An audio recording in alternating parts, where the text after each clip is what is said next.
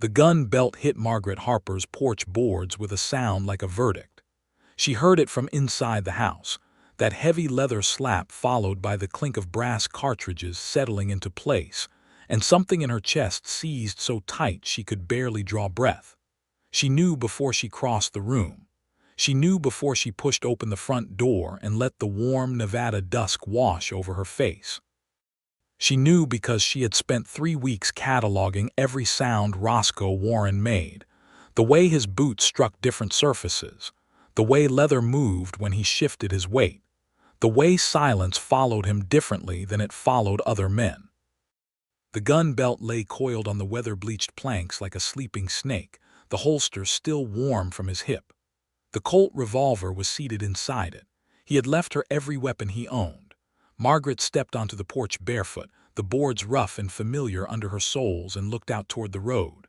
Roscoe was already 30 yards away, his paint horse moving at an unhurried walk that was somehow more devastating than a gallop. His back was straight. His hat was pulled low.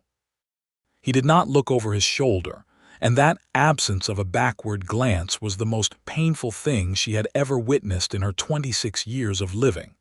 Her throat worked. She pressed one hand flat against the door frame to keep herself upright. She wanted to call after him. She had the words ready.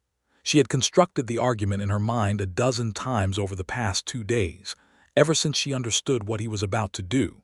She knew the shape of his loyalty better than she knew her own reflection, and she had seen this coming the way a person sees a storm building on a flat horizon with nowhere to hide. She had still hoped she was wrong. She was not wrong. The paint horse crested the small rise at the edge of her property and disappeared. The dust hung in the air for a moment, golden in the dying light, and then the wind took it. Margaret stood on that porch for a long time. The cicadas started their evening noise. A mockingbird somewhere in the mesquite trees changed its song 3 times. The sky went from amber to a bruised violet, and then to the first deep blue of coming night, and she did not move. She bent down at last and picked up the gun belt. The leather was dark and worked soft by years of use. The brass cartridges in the loops caught the last light and held it. She ran her thumb along the holster's edge, felt the initials stamped there where the leather had been tooled by someone who knew their craft. R.W. Simple, direct, no ornamentation, exactly like the man himself. She carried it inside and laid it on the kitchen table.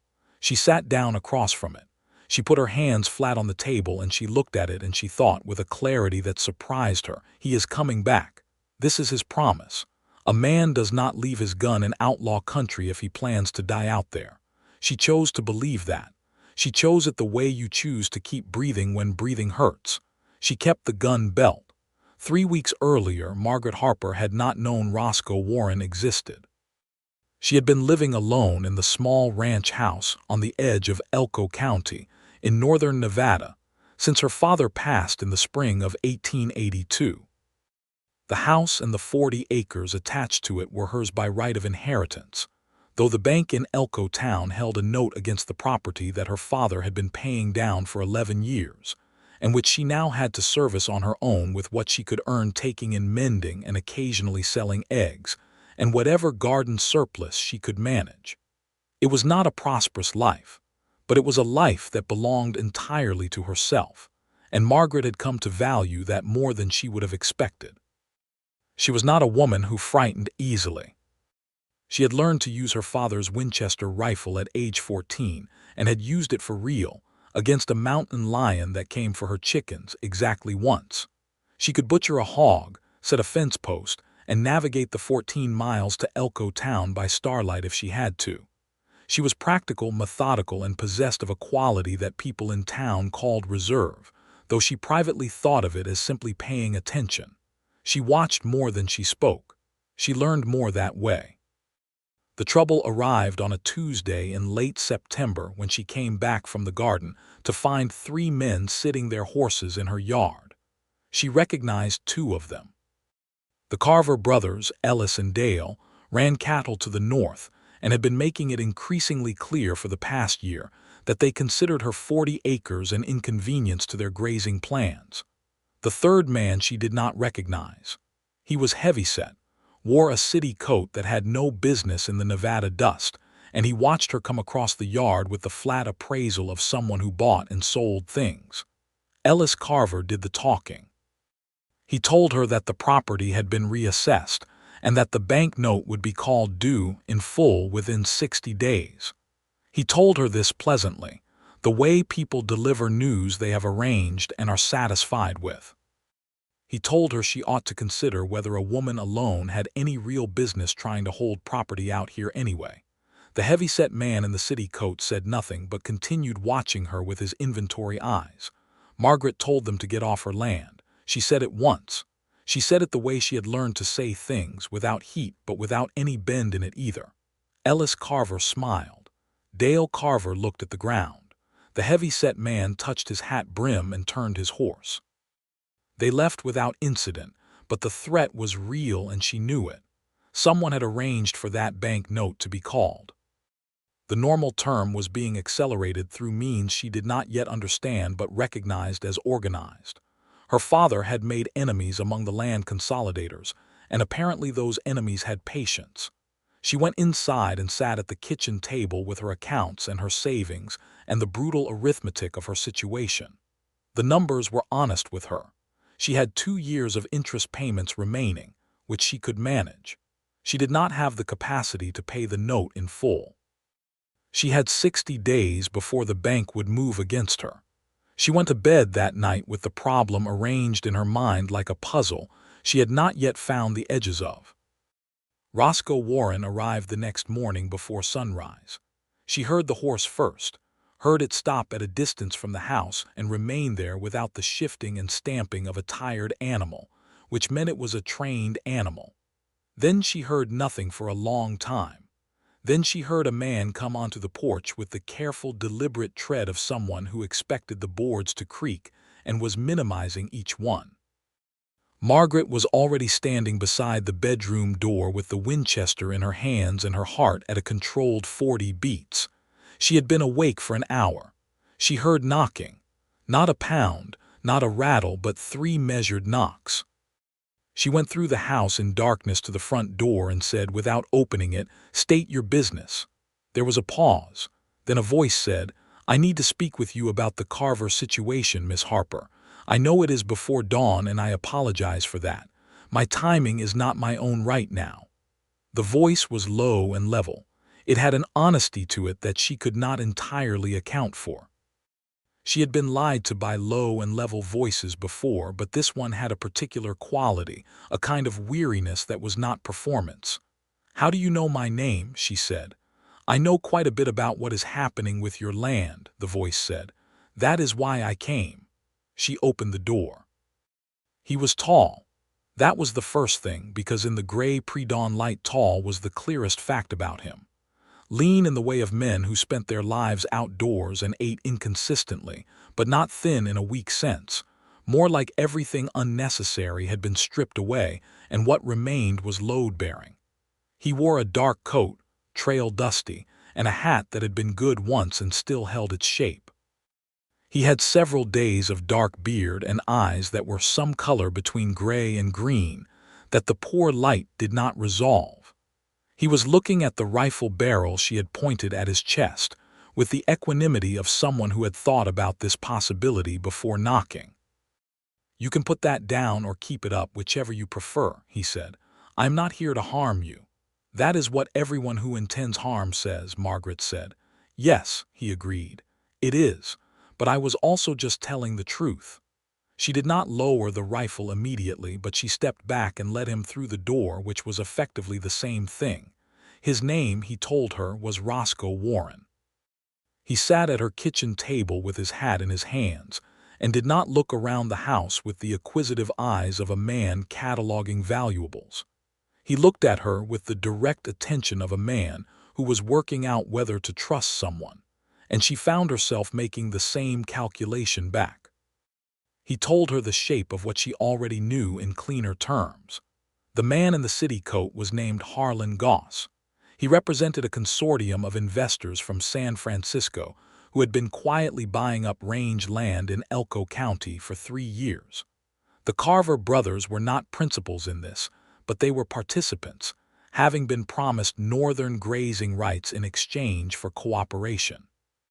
The banknote acceleration was not strictly legal, but it was being executed through channels that made it difficult to challenge without money she did not have. Goss had done this in 2 other counties and had not yet been successfully opposed. "How do you know all this?" Margaret asked. Roscoe turned his hat once in his hands. "I know Goss," he said. "I have had dealings with him before, not favorable ones." She waited. She had learned that silence, properly maintained, invited honesty the way a held door invites a person through. He looked at her for a moment and then he said, "I used to work for him 2 years ago. I was not proud of the work and I left it badly. He has reasons to want me to come to grief, and I have reasons to want him to come to justice.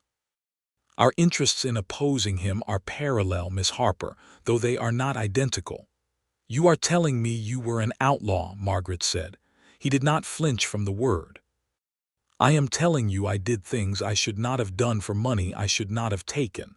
I am not that man anymore, though I understand if you find that claim difficult to verify." She found it very difficult to verify. She also found him unexpectedly credible, which she was aware might itself be a form of trap.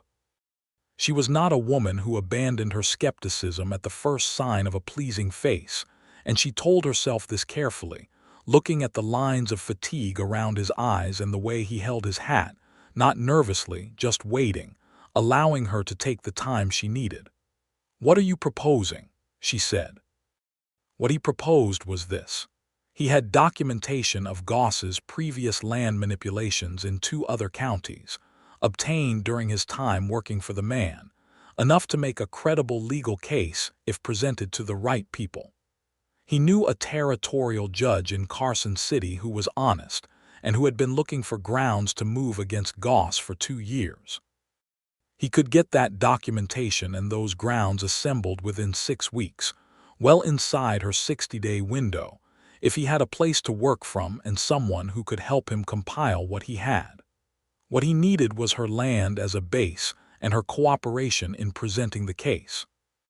What he offered in return was the resolution of her legal situation and the exposure of Goss's operation. Margaret looked at him across the table for a long time. "You are asking me to take a very significant risk on your word," she said. "Yes," he said, I know that. And I have no reason to trust your word." "No," he said, "you do not. Except that I came to you before dawn with no weapon drawn, told you honestly that I used to work for your enemy, and am sitting here letting you point a rifle at my knee while I explain my plan. A man with a hidden motive would likely have constructed a more appealing presentation." She looked at the rifle in her hand. She had lowered it at some point in the last few minutes without entirely noticing. She set it against the wall. "I will make you breakfast," she said, "and you will tell me everything you know about Harlan Goss in complete detail, and then I will decide." He ate her biscuits and told her everything. He did it with the organized honesty of someone who had been carrying the weight of the information for a long time and was relieved to set it down. He did not spare himself. He described what he had done for Goss, the intimidation and the pressure and the legally gray arrangements, with a precision that was worse than any vague confession would have been because the specificity made it real and made his culpability in it real, and he presented it all without deflection. By the time the sun was fully up and the coffee was cold, Margaret had made her decision. "You can use the barn," she said. "There is a loft with space enough. You will take your meals here. You will keep my confidentiality absolutely." "Absolutely," he said. "And if you betray my trust," she said, "I will find you. I want to be clear about that. I am not a woman who accepts betrayal without recourse." He looked at her with those gray-green eyes, and something moved in them that she could not name but that felt like recognition. "I believe you," he said. "I would not try to deceive you, Miss Harper. I am genuinely not capable of it, I think. You are the kind of person who would see through it before the second sentence." She did not know what to do with that. She filed it away. He moved into the barn loft that day with a bedroll and 2 saddlebags of papers, and a worn leather journal that he kept close. She brought him supper that first evening, a bowl of bean soup and cornbread, and left it at the barn door without looking for conversation. He thanked her through the loft boards in that careful, quiet voice. The next morning she found him already awake and working at a crate he had rigged as a desk, papers spread around him with a methodical precision that surprised her. She had half expected chaos from a man who had been, by his own admission, living outside the law. What she found instead was the work of someone who thought in systems, who arranged evidence the way a careful person arranges an argument, with each piece in a position where it supported the next. She stood in the barn doorway and watched him for a moment before he noticed her. He was absorbed. The morning light came in through the high barn slats and fell across his hands and the papers, and he was frowning slightly in the way of someone solving a problem they find interesting, and something about the image, the particular absorption of it, the private quality of a person when they believe they are alone, opened a door in her chest that she immediately tried to close. She was not here to be charmed. She was here to save her home. He looked up and saw her and straightened, becoming again the contained and careful man he was in company. "Good morning," he said. "I hope I didn't wake you." "I was already up," she said. "Come to the house when you are ready for breakfast." She turned and walked back across the yard and told herself to be sensible. He came to the house and they ate breakfast across the kitchen table, and she asked him questions about the documentation, and he answered them. She had a good mind for legal structure, had learned it from her father who read law books in the evenings, and Roscoe noticed. She could see him noticing, see the slight recalibration as he understood she was following him at a level deeper than courtesy. He started explaining more fully, with less simplification. She found she appreciated that. By the end of the first week, she was helping him organize the documentation into categories that would be legible to the territorial judge. She had clear handwriting, which he said was invaluable for transcription, and she had the kind of memory that retained specific details after hearing them once. They sat at the kitchen table in the evenings after supper and worked, with the lamp between them and the Nevada dark pressing against the windows and the sound of the occasional coyote in the distance.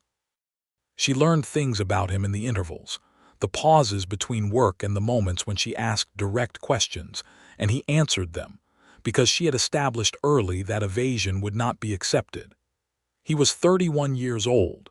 He had grown up in East Texas, the middle son of 3, and had come west at 19 following a drought that took his family's farm and scattered what remained of them. He had worked cattle, driven freight, and for a 3-year period he was not proud of, had done enforcement work for men who required enforcement in ways that required a man to stop asking questions about what was right. He had worked for Harlan Goss for the last year of that period, and it was the particular nature of what Goss did, the deliberate displacement of families from land they had lived on and worked, that had finally broken through whatever accommodation he had made with himself. He had walked away from Goss's operation in the late fall of 1880 and had been building the case against him since. He had spent 2 years gathering documents, talking to people who had been harmed, finding a legal path forward that did not require him to put himself in front of a judge for his own actions. He was not, he said, interested in absolution. He was interested in stopping Goss from doing it again. But absolution would not be unwelcome, Margaret said one evening, not looking up from the paper she was transcribing. He was quiet for a moment. "No," he said, "it would not." She looked up. He was looking at her with an expression that was open in a way his face was not usually open, and she held it for a moment, that eye contact, before returning to her work. "Finish telling me about the Ridley County case," she said. "The dates on those documents do not match the transfer records." He took a breath and went back to work, but something had shifted. She felt it, and she was reasonably certain he felt it too, that the structure of their arrangement had developed a secondary current, quiet and persistent, running underneath the practical cooperation like water under a dry stream bed. She told herself it was not her intention and went on with her days. The days developed a shape. She rose before light and went to the garden and the chickens, then made breakfast. He appeared at the kitchen door at the same time each morning, having taken care of her 2 horses as well as his own without being asked. They ate. They worked. She took her mending in the afternoons, and he rode out carefully to gather testimony from 2 ranching families she knew to the east who had also been pressured by Goss's men. He came back each evening before dark, and they ate supper, and sometimes worked and sometimes sat on the porch in the cooling air. It was on the porch that the conversation opened up. He asked about her father, after she mentioned him in passing. She found herself talking for an hour, about a man she missed with a grief that was still new enough to ache daily. Her father had been a quiet man, a reader, somewhat impractical about finances, but possessed of a seriousness of purpose that had shaped everything about how she moved through the world. He had taught her to think clearly and to speak honestly, and to distrust ornament in both thought and language. He had been her primary companion for the 3 years since her mother died of fever, and losing him had left a silence in her days that she had been filling with work and more work, and the deliberate suppression of loneliness. Roscoe listened to all of this. He did not offer consolation in the easy surface way, did not say the things that people said to fill the space of grief. He just listened, and occasionally asked a question that showed he had been tracking everything she said, and the quality of that attention was so unusual that she found herself speaking more honestly than she had spoken to anyone in months. She told him about the fear she would not say out loud to anyone in town, the fear that she was not sufficient to hold what her father had spent his life building, that the world was arranged in ways that made it structurally very difficult for a woman alone to hold property against organized opposition. That fear is correct, Roscoe said. The world is arranged that way. You are correct to see it. But being correct about the obstacle does not mean you cannot clear it. Or that I should not require help to clear it, she said, making it a statement rather than a question. Needing help is not the same as being insufficient, he said. I need your help right now. I am not insufficient because of it. She looked at him in the porch dark. That is a very tidy argument. I thought about it for about 3 days before I rode out here, he said, and the self-awareness in it made her laugh, which surprised her. She had not laughed much since her father died. He looked at her when she laughed, and she could see in the dim light that it did something to his expression, opened it in the same private way she had seen in the barn that first morning. She stopped laughing and looked at the dark yard and thought about sensible things. The 3rd week changed the temperature of everything. 2 of Goss's men came to the property on a Wednesday. She was in the garden and saw them on the road and was inside and had the Winchester before they reached her gate. Roscoe was behind her at the kitchen window without being asked, and the 2 of them presented a front that gave Goss's men, hard-looking riders, pause. Ellis Carver was not with them this time. These were hired men, the kind who had the flat eyes of people accustomed to acting on instruction without requiring the instruction to be justified to them. They relayed a message. Goss was prepared to be generous. He would buy her out at a fair price, and she could start fresh somewhere else. No unpleasantness required. Margaret told them what she had told the Carver brothers once without heat. When they left, she was aware that her hands were not entirely steady. She set the rifle down on the kitchen table and stood with her back to the window. They will come back, Roscoe said, and not to make offers. I know, she said. You should send word to the Delacroix family. They have 4 sons, and they told me they would stand with you if it came to it. I know that too, she said. I am thinking. He said nothing. He sat in the chair and waited while she thought, which she appreciated enormously.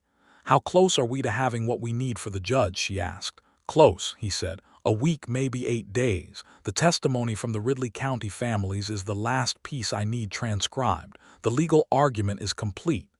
Then we push through, she said. We finish it. He looked at her for a long moment.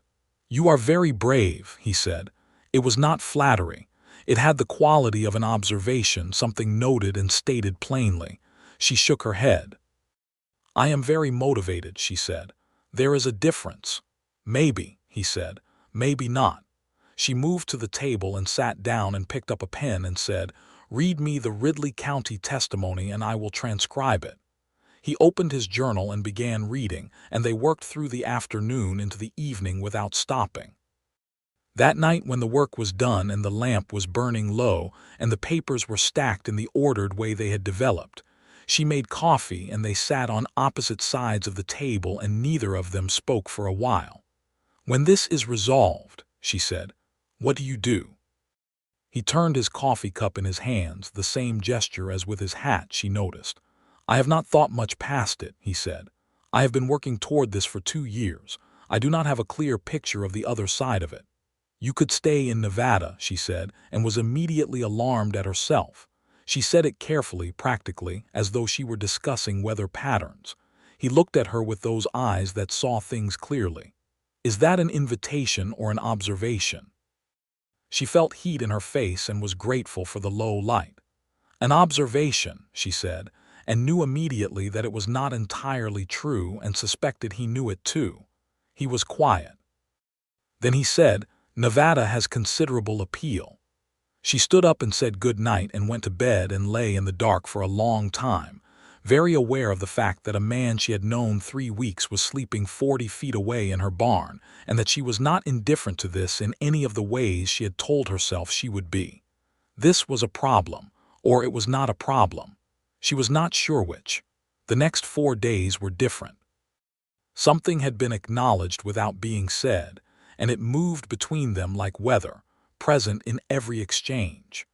When their hands brushed over the papers on the table, she was aware of it with a precision that was entirely undeniable. When he looked at her from across a room, she felt the look rather than just saw it. She was not a woman who believed in being foolish about such things. She was 26 and had been courted twice, once by a young man who was kind but whom she felt no real pull toward, and once by a man who had frightened her in a way she understood better now in retrospect. She had not been careless with herself, and she did not intend to start. But Roscoe Warren was not a careless proposition. He was, she was coming to understand, one of the most serious people she had ever encountered, and the seriousness was not grimness or coldness. It was a quality of paying attention to things that mattered and not pretending things were otherwise than they were. He was honest in a way that cost him something, and he did it anyway. That was the thing that undermined her composure more than anything physical, though the physical was not nothing. On the evening of the 4th day, after the non-conversation about Nevada, she came to the barn to bring him something she had forgotten to give him at supper, a map of the territorial courthouse that a friend in Elko had drawn for her. She climbed the barn ladder and he was at his crate desk writing, and he looked up when she came through the loft hatch. She handed him the map. He took it and looked at it, and then he looked at her, and she was standing very close because the loft was not large. She said, "I want to say something." "All right," he said. "I am aware," she said carefully, "that you will likely leave when this is finished. You have no roots here and you have reasons to move on, and I would not ask you to stay on my account. I want to say that before anything else so that there is no confusion about what I expect." He held the map and watched her. "Is that all you wanted to say?" "No," she said. He waited. "I am also aware," she said, "that I have formed an attachment to you that I did not plan and do not entirely know what to do with. I am telling you this because I believe in honesty and because I think you already know, and I would rather say it plainly than have it be a secret thing between us." His eyes were very steady. "I know," he said. "I have formed the same kind of attachment." She held his gaze. "What do we do about it?" He set the map down on the crate. He said, "I am not a man who has much to offer you right now, Margaret. I have a dark past and a legal situation regarding my own history that is not fully resolved, and I am asking you to trust me in a context where trust is already a significant risk." "I know all of that," she said. "I am also," he said, "completely and without reservation in the state of being in love with you, and I have been since roughly the 3rd day, when you caught an error in my date calculations that I had missed for 6 months. The silence after that was very full. She laughed again, that same surprised laugh from the porch, and this time his face opened completely.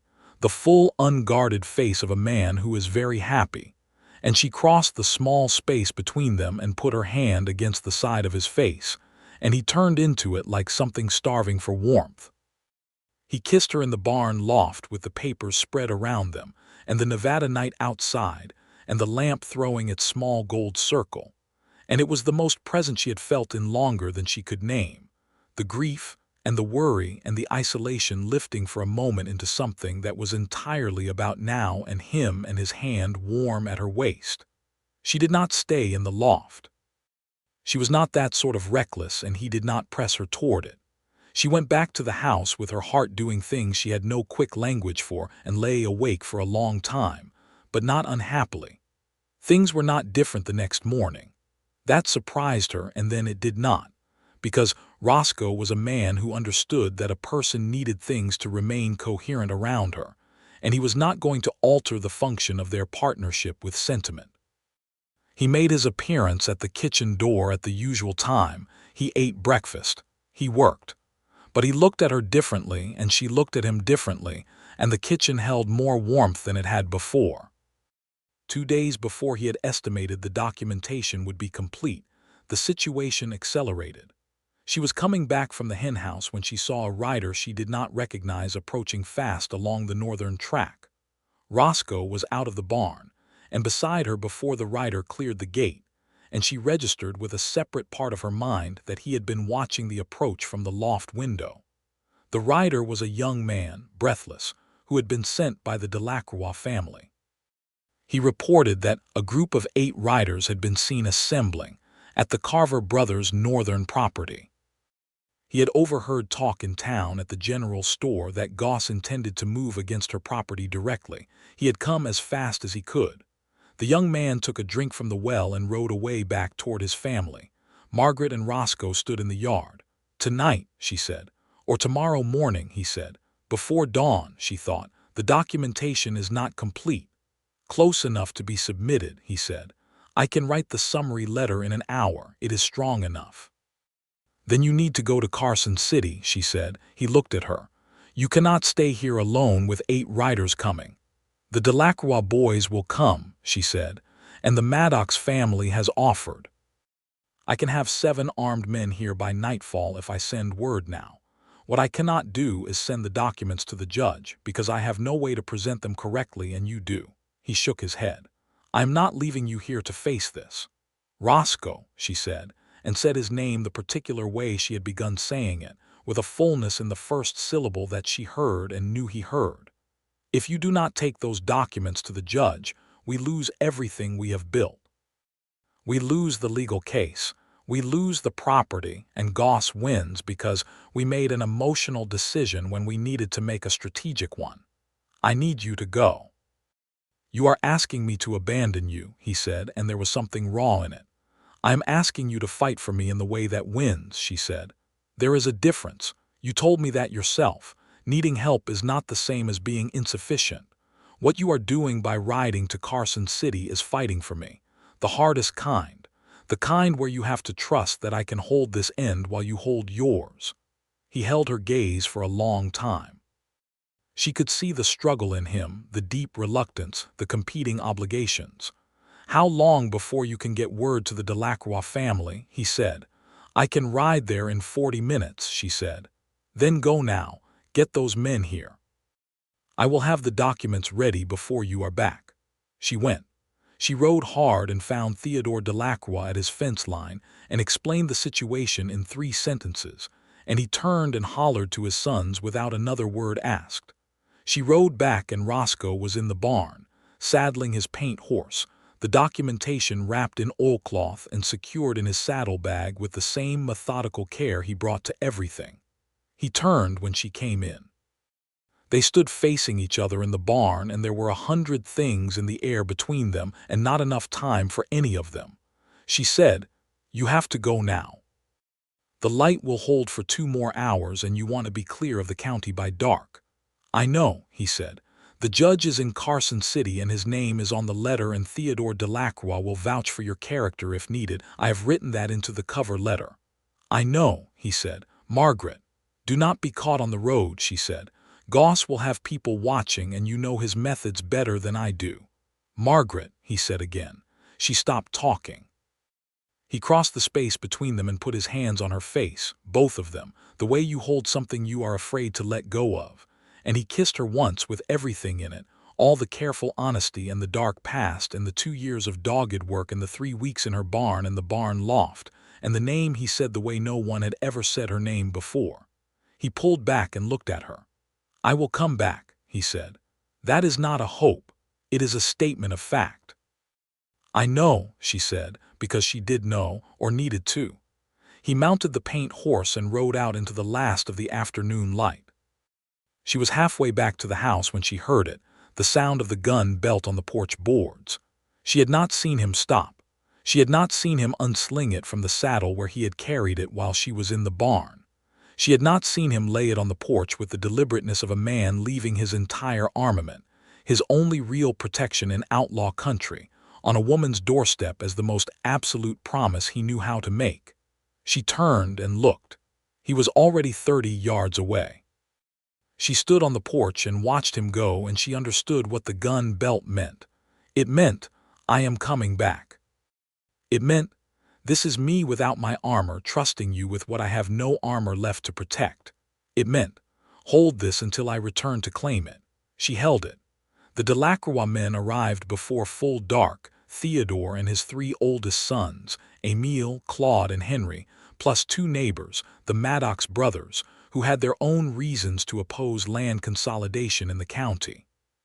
7 armed men settled into her barn and around her property, and she made an enormous pot of coffee and fed them all and organized the watch in a way that Theodore Delacroix called the most sensible strategic thinking he had seen outside of an actual army. The night was long and tense. She did not sleep.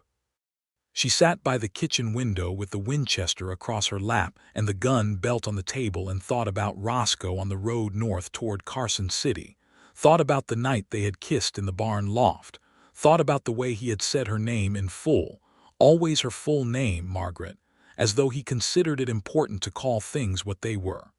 Dawn came without incident. The second day passed. She maintained the watch with the Delacroix men and went about her work, and at 2 in the afternoon she saw a rider on the road from the north. But it was only a freighter she recognized from town, and the tension coiled back into waiting.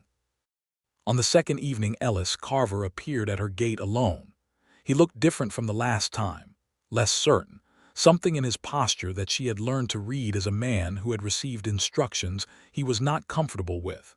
He asked to speak with her. She came to the gate with her rifle and Claude Delacroix at her left shoulder. Ellis Carver said that things had gotten more complicated than he had expected when he agreed to cooperate with Goss. He said he had not understood what Goss's men intended to do, and that he wanted no part of violence against a woman on her own property. He said he was willing to speak to certain people in town about withdrawing his cooperation and that he thought Dale felt the same. Margaret listened to this. "Then do it," she said.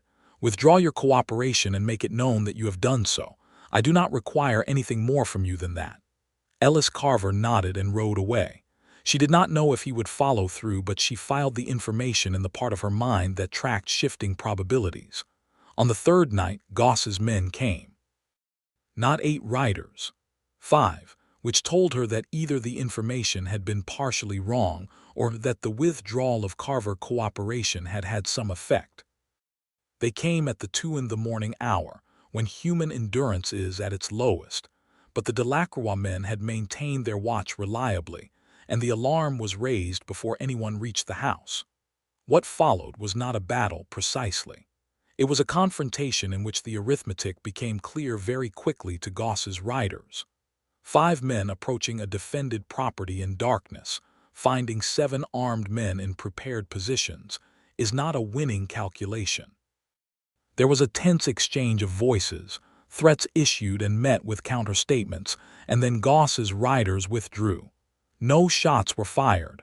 Margaret was grateful for this. In the morning, Theodore Delacroix said he and his sons would maintain the watch for a few more days, which she accepted with sincere gratitude. On the 5th day after Roscoe's departure, a rider came from Carson City. Margaret's heart did things she tried to suppress. But the rider was not Roscoe. He was a lawman, a deputy territorial marshal, carrying a letter and an official document. The letter was from the territorial judge. The document was a court order restraining Goss from any further action against her property pending investigation. The letter informed her that Harlan Goss had been served with papers that morning in Elko Town, that the territorial marshal's office was cooperating fully, and that she should expect follow-up within the week. The letter contained a postscript in different handwriting. She recognized the handwriting. It said, "Documents delivered and received. Case opened. Situation complicated but moving in the right direction. Am tied here through testimony but will be with you as soon as I can. Hold on." R.W. She folded this letter and put it in her pocket, and told Theodore Delacroix the news, and he smiled broadly and shook her hand and called to his sons in French.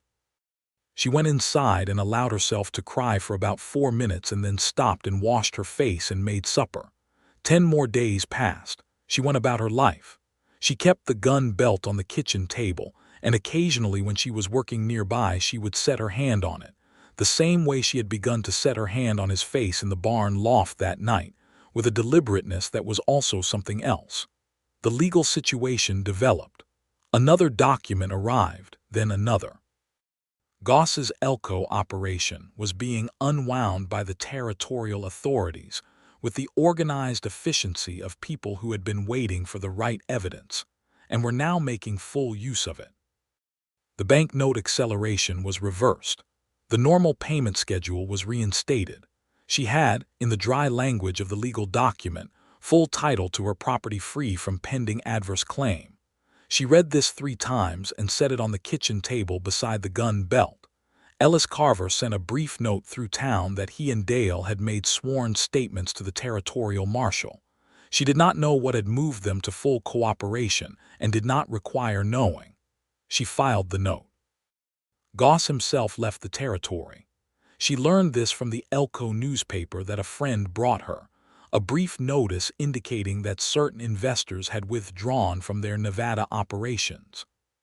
She found the brevity of the notice almost funny, the way enormous harm could be compressed into so few words when it was resolved. 15 days after Roscoe Warren rode away, she was hanging laundry in the side yard when she heard the paint horse on the road. She heard it before she saw it. She turned and there was the horse at her gate and the man on the horse, trail dusty and tired in the way of someone who had ridden hard, hat pulled low against the afternoon sun, straight in the saddle in that particular way of his. She stood with a sheet in her hands and did not move. He dismounted at the gate and led the horse through and walked across the yard toward her, and she could see as he came closer that he was whole, no injury she could read in his movement, tired and dusty and entirely present. He stopped in front of her. He said, "I told you it was a statement of fact." She threw the sheet over the laundry line without looking at it and closed the remaining distance between them. And he had barely opened his arms before she was in them, her face against the dusty chest of his coat and his arms around her with the grip of a man who had been traveling toward this moment for 15 days and had been thinking about little else. "You smell like 3 days of trail," she said against his coat. "I do," he said. "I am sorry about that. I pushed the pace." She laughed into the coat. She felt him exhale, the long breath of a man releasing something he has been holding for a long time. They stood in the side yard for a while. She said, "The gun belt is on the kitchen table." "I know where you would have put it," he said. She pulled back enough to look at his face. He was looking at her the same way he had in the barn, that open, unguarded look that she understood now was the rarest version of him. "Come inside," she said. "There is food and hot water for washing, and I have quite a bit to tell you." He came inside. She fed him and told him everything that had happened in his absence, in order, including the confrontation with Goss's riders and the Delacroix men's conduct, which he listened to with focused attention and specific questions that showed he was processing it seriously. She told him about Ellis Carver's statement and the marshal's involvement and the reversal of the banknote acceleration. She spread the legal documents on the kitchen table beside the gun belt and watched him read them. When he finished reading, he sat back and put his hands flat on the table, the same gesture she made when she was processing something large, and she noticed the parallel and felt warmth move through her. "It is done," he said. "It is done," she said. He looked at the gun belt for a moment and then he looked at her. "I owe you a full account of what happened in Carson City," he said. "Some of it is complicated." "Tell me," she said. He told her everything. The presentation to the judge had been received well, the documentation was even stronger than he had hoped, and the judge had moved with an efficiency that surprised him.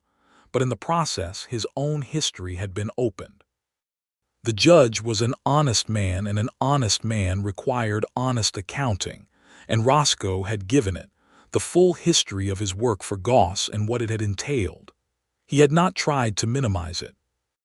The judge had looked at him for a long time and had said that the information Roscoe had provided, and the 2 years of work he had done to build the case, were factors he would take into account if the question of Roscoe's own legal exposure came formally before him.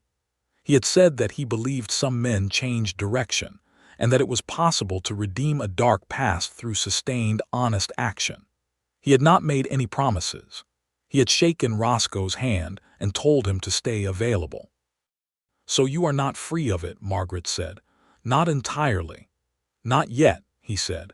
"The judge may never call on me again, or he may need me to testify against Goss if there is further prosecution. My own status remains open. I'm not a wanted man precisely, but I'm a man whose history is known to the territorial authorities and who is operating on a kind of informal trust." "I see," she said. He looked at her steadily. "If that changes what you are thinking, I need you to tell me."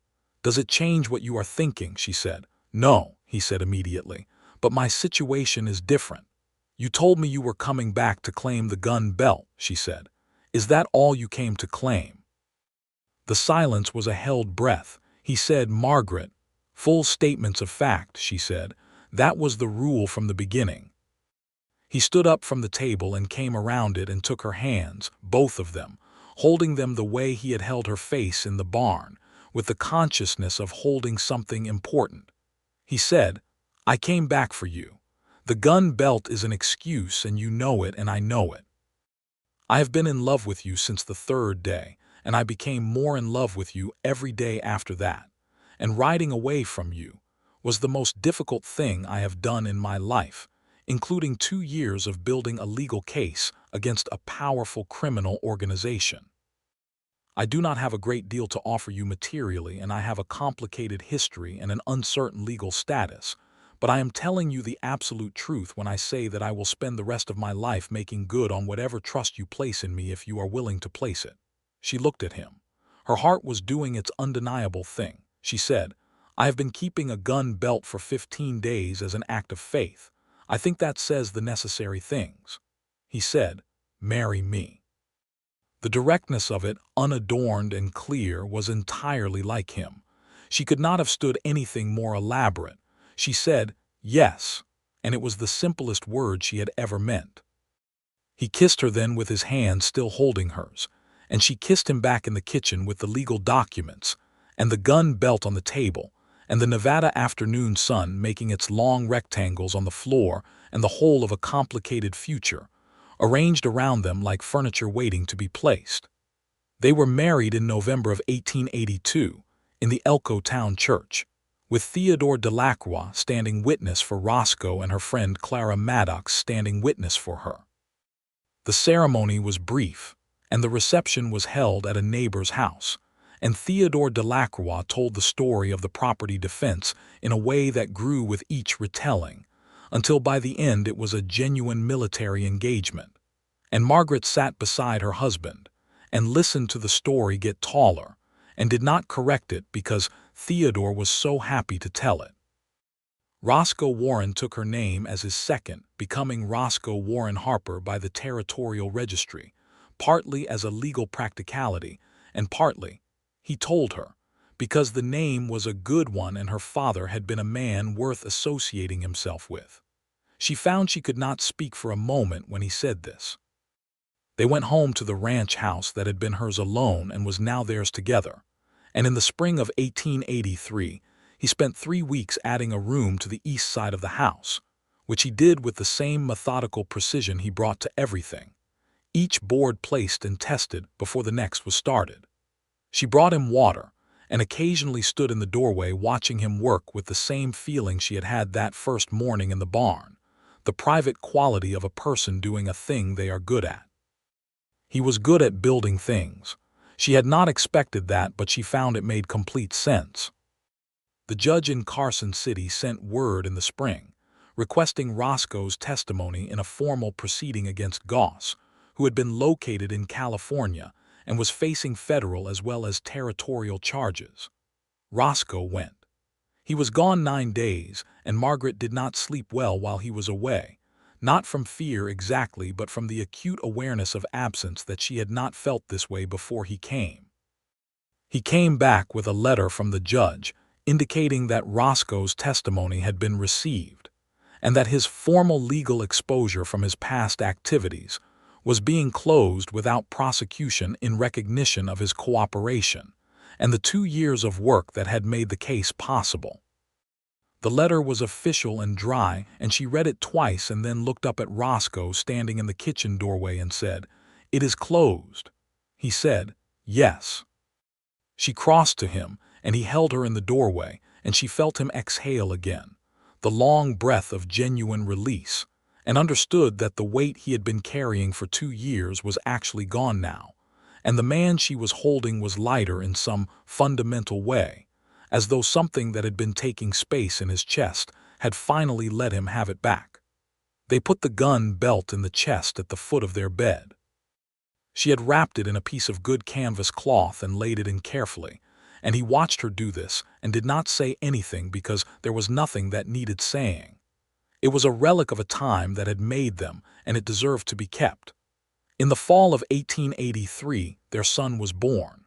They named him James for her father and William for the middle name, because Roscoe said it was a name that stood up well, and Margaret agreed.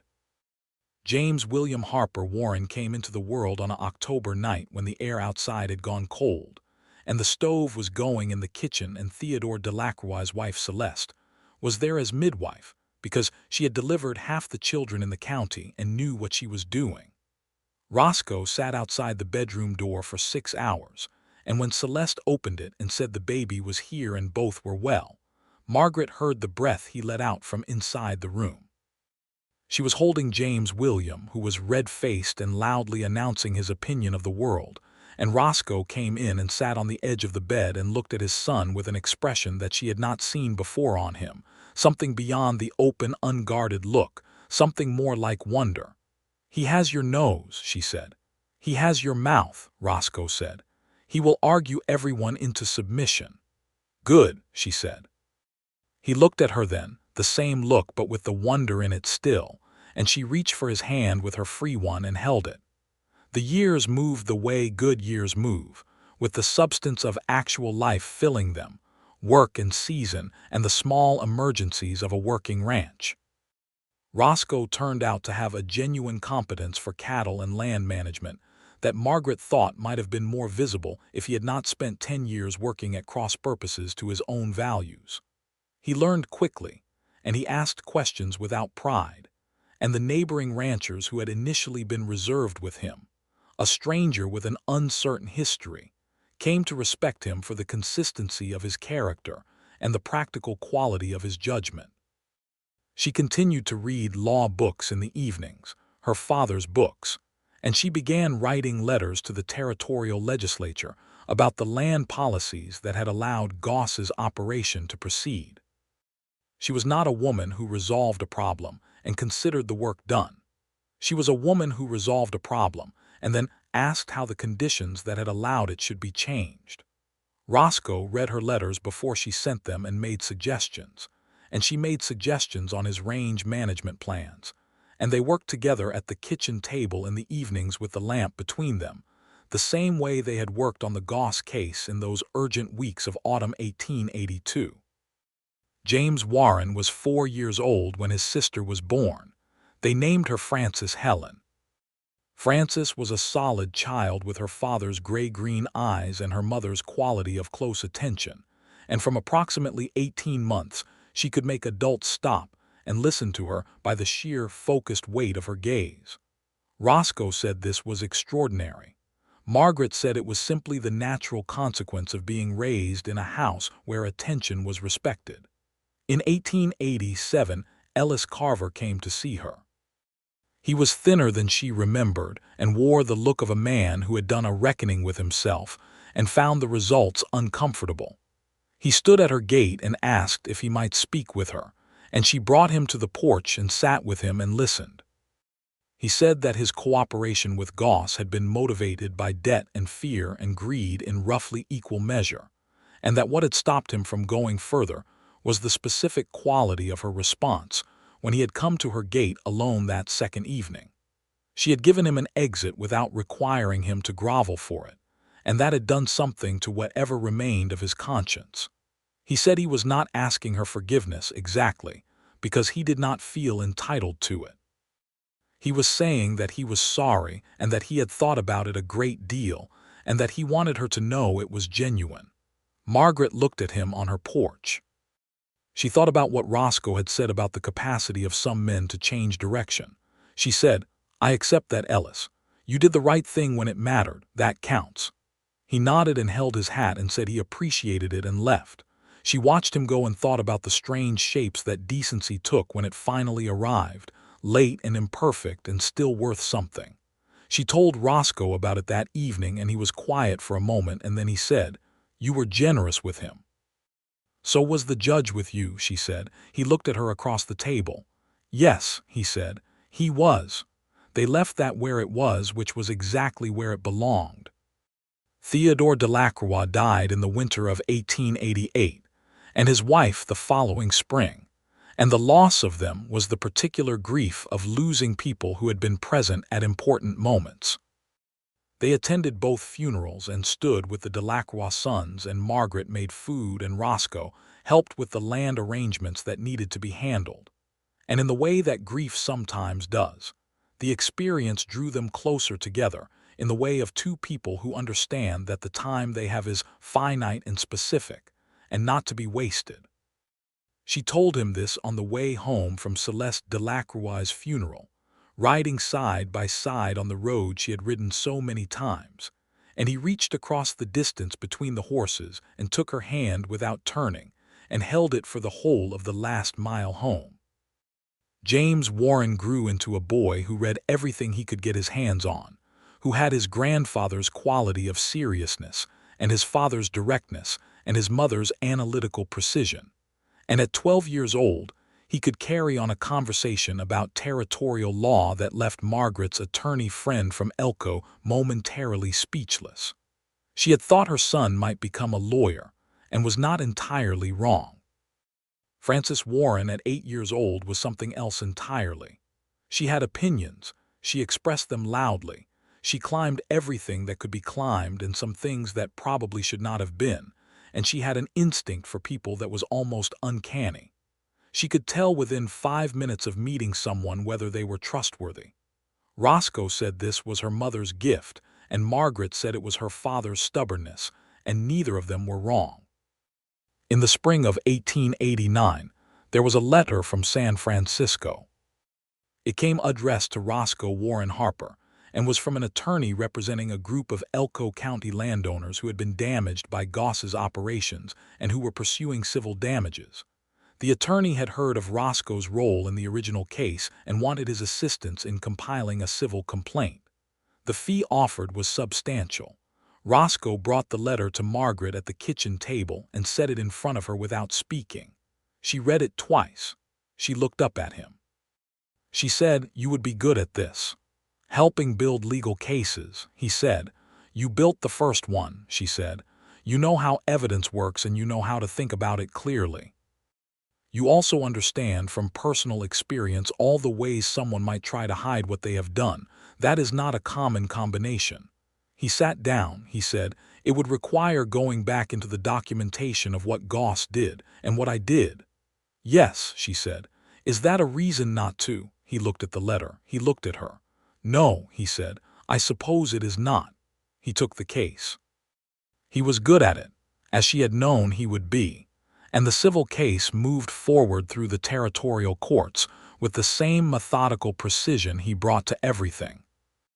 The attorney from San Francisco became a professional acquaintance and eventually wrote to say that if Roscoe ever wanted to formalize his work, he should consider reading for the bar, that he had the mind for it and the territorial bar in Nevada was more accessible than in many places. Roscoe brought this letter to the kitchen table too. Margaret read it and set it down and looked at him for a long moment. She said, "What do you want?" He said, "I want to know what you think first." "I asked you first," she said, "and I asked because your answer is the one that matters here." He said, "I think I would like to do it. I think it would take time and it would mean years of reading and examination, and I would be older than any man who usually undertakes it here." "You would be 38, she said. "That is not ancient." "No," he said, smiling, the full smile she still had to actively prevent herself from staring at. "It is not."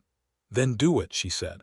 "I can manage the ranch and you can read law in the evenings. We have done harder things in this kitchen." He said, "Margaret." "Full statements of fact," she said. He said, "You are the best thing that ever happened to me, and I want you to know that I am aware of it every day." She felt her throat do the thing it still did when he said things like this, the unguarded, unornamented honesty of it. She said, "I am aware of it too. Now tell me if you want supper before or after you start on the reading list."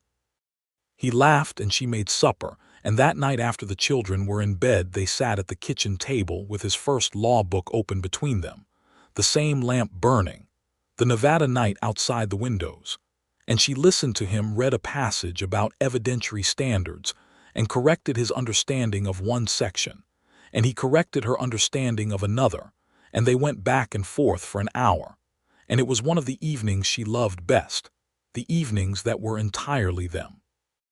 She thought sometimes about the morning he had arrived at her door before dawn, the impossibility of it, the strangeness of a man showing up out of the dark with an honest face and a complicated history, and a plan to save her home. She thought about the gun belt on the porch and the 15 days she had kept it. She thought about all the ways it might have gone differently, the 1,000 small decisions and moments that had to occur in the sequence they occurred for her to be sitting at this table in this life with this man. She was not a woman given to marveling at her own luck. She was a woman who understood that luck intersected with preparation and judgment and chose your side when you were ready to work with it. But occasionally, on quiet evenings, she let herself simply receive the fact of her life without analysis, without the habit of examining everything for its components. On one such evening, she took the gun belt out of the chest at the foot of their bed, unwrapped the canvas cloth, and carried it to the kitchen table. Roscoe was at the stove making coffee, his back to her, and she set the gun belt between them on the table and sat down. He turned around and saw it and stood very still. She said, "I want to say something." "All right," he said, exactly as he had said it the first time she had said those words to him, in the barn loft with the same quality of complete attention. She said, "When you rode away and left this here, I understood what you meant by it. You meant that you were coming back. You meant that leaving your only protection behind was a promise you could not break. I understood that and I kept it because I believed you."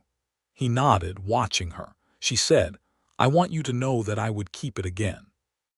If it were necessary, if the circumstances required it, I would stand on that porch again and watch you ride away and hold what you left with me and wait for you. I'm not telling you this because I expect anything like that to happen again. I am telling you because I want you to know the scope of it, the scope of what I chose when I chose you." He set down the coffee pot and came to the table and sat down across from her and put his hands over hers, both of them, the same way he always held her hands, conscious of holding something important. He said, "I want to tell you something too." She waited. He said, "When I laid that gun belt on your porch, I was terrified. I had never in my life had something I was so afraid to lose. I had been afraid of things before, physical danger, the law, my own judgment, but I had never been afraid of losing something the way I was afraid of losing you. And the only way I knew how to say it, the only language I had that was large enough, was to leave everything I had with you and ride away from you, because I understood that what I was riding toward was the only thing that could make you safe, and making you safe was the only thing that mattered more than staying. She looked at his hands over hers. She thought about what it had taken to learn this person, all the layers of it, the careful honesty and the dark past and the capacity for sustained work and the love that had surprised them both in the space of 3 weeks in a Nevada autumn. She thought about all the years since. She said, "We are going to be all right." "Yes," he said, "we are." She put the gun belt back in the chest and folded the canvas over it with care, because it was worth keeping, because it was the record of a promise made and kept, because some things earned their place in the permanence of a life and should not be lost. They had their third child in the early spring of 1891, a boy they named Charles Theodore, the middle name for Theodore Delacroix, which Claude Delacroix received with a kind of stunned gratitude that made Roscoe put a hand on his shoulder and hold it there. Charles Theodore from birth had the quality of causing everyone around him to relax. James Warren was serious and Francis was intense, and Charlie, as he became immediately, was warm in the way of summer weather. And the combination of the three of them together in that house was something Margaret sat back and looked at sometimes with a feeling she had no word for in English, though she thought her father would have had one. Roscoe passed his bar examination in the fall of 1892 at the age of 41. He was, as he had predicted, older than most of the men who sat the examination with him. The examiner asked him several pointed questions about his background, and he answered them all honestly, including the parts about Goss and the enforcement work, and the years he spent on the wrong side of law.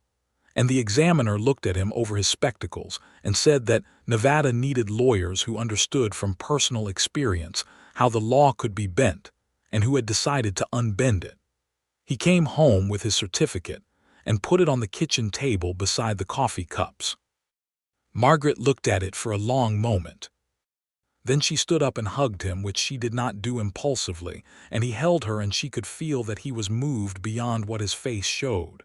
She said into his collar, "R.W. Warren, attorney at law." "Harper Warren," he said. "I kept the Harper." She laughed against him. "You did," she said. "You did."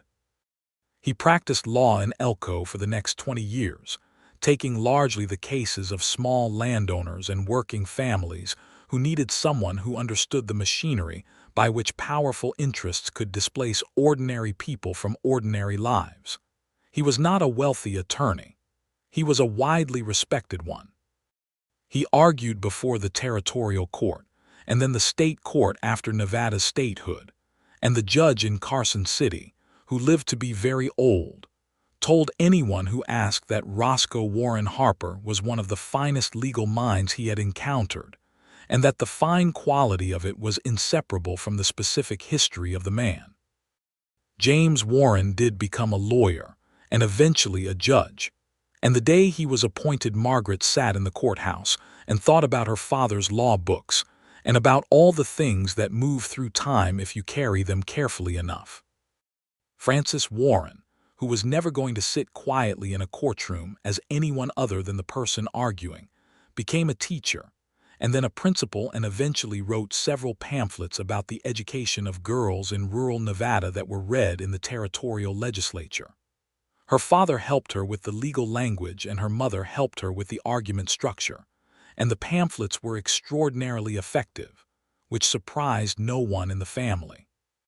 Charles Theodore Warren Harper worked the ranch, which he loved with a straightforward wholeness that made everyone around him love it a little better too. And he was the one who was present in the mornings when Margaret and Roscoe sat on the porch with their coffee and watched the light come across the 40 acres that had been her father's and then hers and then theirs together. The land she had held against organized opposition in the autumn of 1882, because she had believed that a man who left his gun belt would come back to claim it. Roscoe was 63 years old and Margaret was 60 when they sat on that porch on a September evening, the same month of the year as everything had begun, and the light was going in the same way it had gone on the evening he rode away, amber and long-shadowed across the dust. She was reading. He was watching the light. Charlie was somewhere in the back pasture. She could hear the horses. James was in Elko with his family.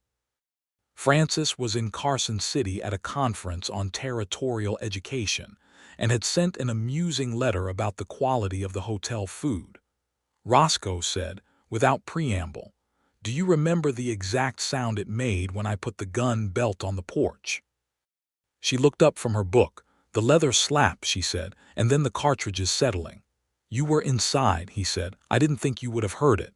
"I was already standing at the bedroom door," she said. "I heard everything you did from the moment you came around the house." He turned to look at her. "You heard me stop." "I heard you unlatch the saddlebag," she said, "and unbuckle the belt and walk to the porch." He was quiet for a moment. Then he said, "You knew what I was doing." "I knew what you were doing," she said. "Why didn't you stop me?" She set the book in her lap.